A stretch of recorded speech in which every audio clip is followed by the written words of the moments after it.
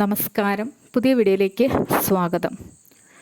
കരിക്കിൻവില്ല case Kerala ജനത ആരും മറന്നിട്ടുണ്ടാകാൻ സാധ്യതയുള്ളതല്ല.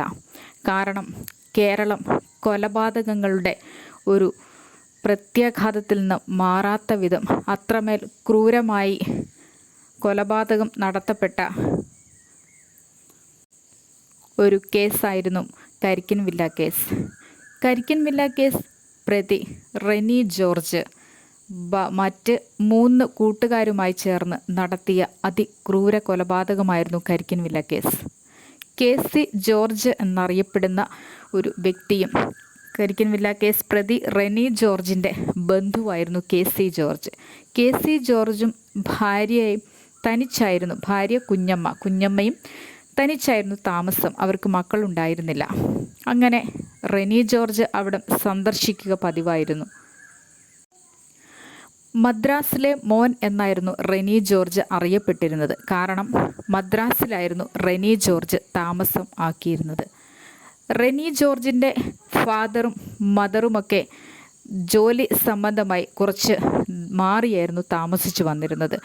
അതുകൊണ്ട് തന്നെ ഇദ്ദേഹത്തിന് അവരുടെ നിയന്ത്രണത്തിന് കീഴിൽ താമസിക്കാൻ താല്പര്യമില്ലാതിരുന്നത് കൊണ്ട് തന്നെ റെനി ജോർജ് അവരെ വിട്ട് മദ്രാസിൽ താമസമാക്കി. ആവശ്യത്തിന് പണമുണ്ട്, ജീവിക്കാൻ എല്ലാവിധ സൗകര്യങ്ങളുമുണ്ട്. അതുകൊണ്ട് തന്നെ ജീവിതം ഉല്ലാസകരമാക്കാൻ തീരുമാനിച്ചു. അങ്ങനെ 3 കൂട്ടുകാരോടൊപ്പം മദ്രാസിൽ താമസമാക്കിയ റെനി പതിയെ ലഹരിക്ക് അടിമയായി മാറുകയായിരുന്നു. ലഹരിക്ക് അടിമയായി മാറിത്തുടങ്ങിയതോടുകൂടി പണത്തിൻ്റെ ആവശ്യകത കൂടിക്കൂടി വന്നു. പണം എങ്ങനെ ലഭിക്കും? മാതാപിതാക്കളോട് ചോദിക്കുന്നതിനൊരു പരിധിയുണ്ടല്ലോ. അതുകൊണ്ട് തന്നെ റെനി ജോർജ് അടുത്ത ആശയം മുന്നോട്ട് വെച്ചു. കൂട്ടുകാരുമായി കൂടി ആലോചിച്ചു. തങ്ങളുടെ ഒരു ബന്ധു ഇങ്ങനെ തനിച്ച് താമസിക്കുന്നതും അവർക്ക് മക്കളില്ലാത്തതുമായ കാര്യങ്ങൾ വിവരിക്കുകയുണ്ടായി. അങ്ങനെ KC ജോർജിനെയും കുഞ്ഞമ്മയെയും വകവരുത്തുന്നതിനായി മദ്രാസിലെ മോൻ എന്നറിയപ്പെടുന്ന റെനി ജോർജ് മദ്രാസിൽ നിന്നും ഒരു വെളുത്ത അംബാസിഡർ കാറിൽ നമ്മുടെ നാട്ടിൽ എത്തിച്ചേർന്നു. കരിക്കിൻവില്ല കൊലക്കേസ് അവിടെയാണ് ആരംഭിക്കുന്നത്. മദ്രാസിലെ മോൻ വളരെയധികം സ്നേഹത്തോടുകൂടി ഇവരെ സന്ദർശിക്കുന്ന ഒരു വ്യക്തി ആയിരുന്നതുകൊണ്ട് തന്നെ യാതൊരുവിധ സംശയങ്ങളും അവർക്ക് ഉണ്ടായിരുന്നില്ല.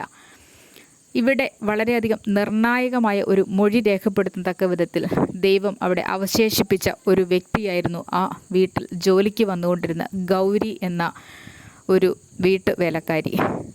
ഈ ഗൗരി അവിടെ അന്ന് ഉണ്ടായിരുന്നു. അതുകൊണ്ട് തന്നെ KC ജോർജിൻ്റെ പത്നി ഗൗരിയോട് ആവശ്യപ്പെട്ടു, മദ്രാസിലെ മോനും കൂട്ടുകാരും വരുന്നുണ്ട്, അതുകൊണ്ട് തന്നെ ചായ ഉണ്ടാക്കി വെക്കുക. അവർക്ക് ചായ ഉണ്ടാക്കി വെച്ചിട്ട് നീ ഒന്ന് പോകാമോ എന്നുള്ള ചോദ്യം.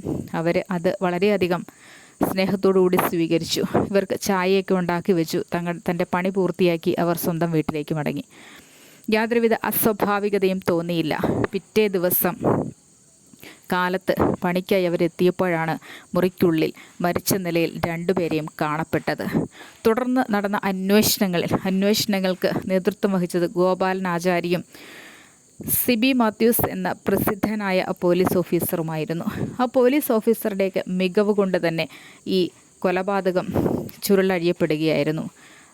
ആദ്യ നിമിഷങ്ങളിൽ തന്നെ ആ ഭവനത്തിനുള്ളിൽ കാലുവെച്ചപ്പോൾ തന്നെ ഭവനത്തിലെ ഷൂവിൻ്റെ പാടുകൾ ഇവരുടെ ശ്രദ്ധയിൽപ്പെട്ടു. മോഡേൺ ആയിട്ടുള്ള ഷൂ ധരിച്ചത് ഏതായാലും യുവാക്കളാണെന്ന് മനസ്സിലായി. അതിൻ്റെ പിന്നാലെയാണ് ഇവർ അന്വേഷണവുമായിട്ട് രംഗത്തെത്തിയത്. അങ്ങനെ രംഗത്തെത്തി ഒരു കുറച്ച് നാളുകൾ കൊണ്ട് തന്നെ ഈ കേസ് തെളിയിക്കുവാനായിട്ട് അവർക്ക് സാധിച്ചു. കാരണം ഗൗരി എന്ന വീട്ടുവേലക്കാരിയെ ചോദ്യം ചെയ്തതിൽ നിന്നും മദ്രാസിലെ മോനും കൂട്ടുകാരും അവിടെ എത്തിയിരുന്നു എന്നുള്ള ഞടുക്കുന്ന സത്യം അവർക്ക് അറിയുവാനായിട്ട് കഴിഞ്ഞു. എന്തൊക്കെയായിരുന്നാലും അതിക്രൂരമായി മദ്രാസിലെ മോനും കൂട്ടുകാരും KC ജോർജിനെയും പത്നിയെയും വകവരുത്തുകയായിരുന്നു.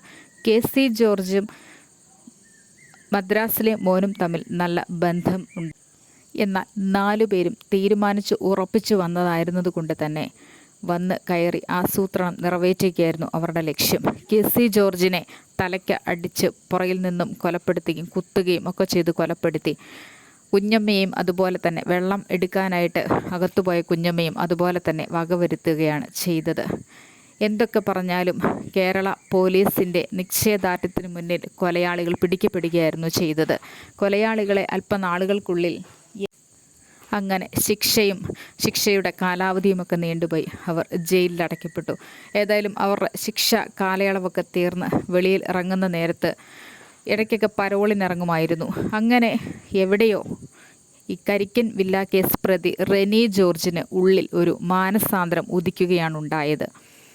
അങ്ങനെ റെനി ജോർജ് മാനസാന്തരപ്പെട്ട് ദൈവത്തെ അറിയുന്ന ഒരു വ്യക്തിയായി മാറാൻ ഇടയായി തീർന്നു. സുവിശേഷം പ്രഘോഷിക്കുന്ന ഒരു മനുഷ്യനായി മാറുന്നതാണ് പിന്നീട് ലോകം കണ്ടത്. ഏറ്റവും അതിഭീകര അന്തരീക്ഷം ഈ കേരളത്തിൽ നിറഞ്ഞു നിൽക്കുന്ന രീതിയിലായിരുന്നു ഈ കൊലപാതകങ്ങൾ നടന്നിരുന്നത്. തനിയെ വീട്ടിൽ താമസിക്കുന്ന ആളുകളൊക്കെ വളരെയധികം ഭീതിയോടുകൂടിയായിരുന്നു ആ സമയങ്ങളിൽ ചെലവഴിച്ചിരുന്നത്. കാരണം ഇതിന് പിന്നിൽ ആരൊക്കെയെന്നറിയില്ല, എന്തൊക്കെയാണ് ഇനി നടക്കുക എന്നറിയില്ല. അതുകൊണ്ട് ഭീതിയോടെ കുറച്ചുനാൾ ആളുകളൊക്കെ അവരുടെ ഭവനങ്ങളിൽ കൂടിയിരുന്നു. എന്തൊക്കെ പറഞ്ഞാലും റെനിയുടെ സുവിശേഷത്തിലേക്കുള്ള മനം മാറ്റം കാരണം അത്യധികം സമയോചിതമായിട്ടുണ്ടായിരുന്ന ഇടപെടൽ കൊണ്ട് ആരുടെയൊക്കെ ഇടപെടലിൻ്റെ ഭാഗമായി, ഭാര്യയുടെയൊക്കെ ഇടപെടലിൻ്റെ ഭാഗമായി കരിക്കൻ വില്ല കേസ് പ്രതി റെനി ജോർജ് അങ്ങനെ മാനസാന്തരത്തിലേക്ക് മാറുകയാണ് ഉണ്ടായത്. സുവിശേഷം പ്രഘോഷിച്ച് നടക്കുന്ന ഒരു വ്യക്തിയായി പിന്നീട് മാറുന്നതാണ് കാണാൻ കഴിഞ്ഞത്. എന്തൊക്കെ പറഞ്ഞാലും സ്വന്തം ബന്ധുവിനെ കൊലപ്പെടുത്തിയ റെനി ജോർജിന് മാപ്പുണ്ടാകുമോ എന്ന കാര്യത്തിൽ മാത്രമാണ് സംശയം. അദ്ദേഹത്തിന് മനസ്സിന് മാറ്റം വന്നു. അതുകൊണ്ട് സന്തോഷം. കാരണം ഇനി ആരും മരണത്തിന് കീഴടങ്ങേണ്ടി വരില്ലല്ലോ. പക്ഷേ ഇതിൽ നിന്നും പിന്നീട് ഇവരുടെ ബന്ധുക്കൾക്കൊക്കെ ഉണ്ടായിട്ടുള്ള അസ്വാരസ്യങ്ങൾ അതൊക്കെ എന്നാണ് മാറുക? കുടുംബത്തിനുണ്ടായ നാണക്കേട് എന്നാണ് മാറിക്കിട്ടുക? അവരുടെ വേദനകൾ, കുടുംബക്കാരുടെ വേദനകളൊക്കെ എന്നാണ് മാറിക്കിട്ടുക? ഇങ്ങനെ പല ചിന്തകളുമുണ്ട്. സ്വയം മാറാൻ കരിക്കൻ വില്ല കേസ് പ്രതി റെനി ജോർജിന് കഴിഞ്ഞിട്ടുണ്ട്. നല്ല കാര്യം. പിന്നീട് അദ്ദേഹം ജയിലിലൊക്കെ ശിക്ഷ അനുഭവിക്കുന്ന കുറ്റവാളികളെ സുവിശേഷത്തിലൂടെ പിന്തിരിപ്പിക്കാനും സുവിശേഷത്തിലൂടെ നല്ല പാതയിലേക്ക് നയിക്കുന്നതിനുമൊക്കെയാണ് ശ്രമിച്ചുകൊണ്ടിരിക്കുന്നത്. കരിക്കൻ വില്ല കേസ് പ്രതി റെനി ജോർജിൻ്റെ പ്രവർത്തനങ്ങൾ കൂടുതൽ ശക്തമാകട്ടെ എന്നാണ് ആഗ്രഹിക്കുന്നത്. കാരണം കുറ്റവാളികൾ പെരുകുന്നതിലും നല്ലതാണല്ലോ.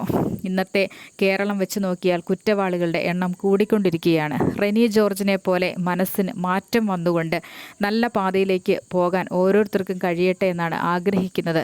കാരണം ക്രിമിനലുകൾ നിറഞ്ഞ കേരളത്തിന് ഒരു മാറ്റം വരുമല്ലോ. ഈ ദിവസങ്ങളിൽ കുറേ അധികം ക്രിമിനൽ കേസുകളും കൊലപാതകങ്ങളും ഒക്കെയാണ് കേട്ടുകൊണ്ടിരിക്കുന്നത്. അതിൽ നിന്നും വ്യത്യസ്തമായി ഇത്തരത്തിൽ പിന്തിരിഞ്ഞു വന്ന ഒരു വ്യക്തിയെക്കുറിച്ച് പറയണമെന്നൊരു ആശയം തോന്നി. അത്രമാത്രം. അങ്ങനെ റെനി ജോർജ് എന്ന വ്യക്തി നല്ലൊരു മനസ്സിൻ ഉടമയായി മാറിയിരിക്കുകയാണ്. എന്നിരുന്നാലും കൊലപാതകി എന്നുള്ള ആ ഒരു പേരിന് എക്കാലവും ആളുകളുടെ മനസ്സിൽ മാറ്റമുണ്ടാവുമോ എന്ന് മാത്രം സംശയിക്കേണ്ടിയിരിക്കുന്നു. മനം മാറട്ടെ, ഓരോ മനുഷ്യനും നന്നാവട്ടെ എന്നാണ് ആഗ്രഹിക്കുന്നത്. സിബി മാത്യൂസ് എന്ന ആ ഒരു പോലീസ് ഓഫീസർക്ക് ഒരു ബിഗ് സല്യൂട്ട്, കൂടെ പ്രവർത്തിച്ചവർക്കും.